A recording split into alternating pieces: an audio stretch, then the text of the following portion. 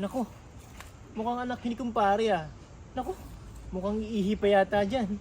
Bawal pa naman umihi dyan. Saan kaya pwede umihi? Umihi na. Baka dito.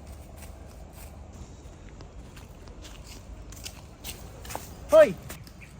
Iihi ka dyan? Ha? Eh bawal umihi dyan eh. Ha? Eh anong bawal? Inghi na ako eh.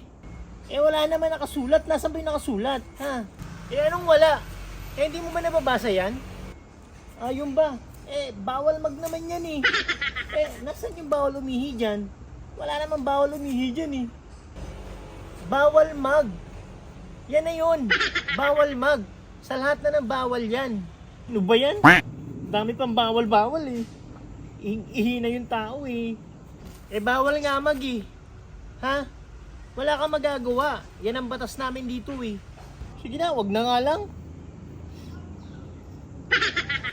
Tsaka, alam mo ba na bawal din tumambay dito? Eh hindi naman ako natambay dito eh. Naihilang ako kaya naghahanap ako ng maiihian. Eh malay ko ba kung bawal? Eh di ko naman napansin to eh. Ganito na lang, eh turo mo na lang sa akin kung saan ako pwede umihi. Isa pa yan. Putulin kong daliri yan. Eh bawal nga rin magturo dito. Ano? Ba naman yan? Ituturo lang, hindi pwede. Ano ba yan? Ba't puro bawal na lang? Eh gubat to eh. No? Ang daming duwende dito. Gusto mong manuno tayo niyan? Ha?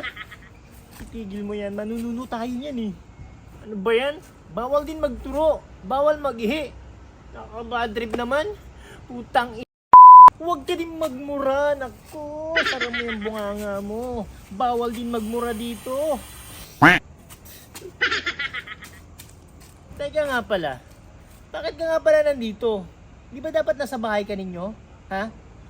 Alam ba to ni kumpare? Yun na nga po. Kaya nga ho po ako nandito kasi kayo po talaga yung pakay ko. Yan na nga bang sinasabi ko eh. Alam ko na yan. Ganito na lang. Pakisabi mo na lang sa tatay mo na bawal magpautang din dito. Ay hindi ho. Hindi po nagpapautang si tatay. Abay, mainam yan. Okay yan. Dahil hindi pa nga siya nakakabayad nung inutang niya nakaraang linggo eh. May iniutos lang ho kasi sa akin si tatay na napaka-importante ho kaya po ako nandito. Ano ba kasi inutos ng tatay mo sa'yo?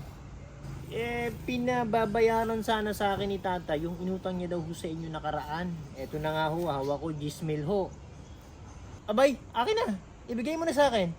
Eh, kaso, hindi na ho. Nagbago na ho yung isip ko.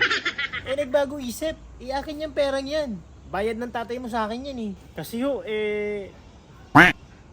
bawal magbayad ho pala ng utang dito. Kaya, balik na lang ho ako bukas. Sige ho.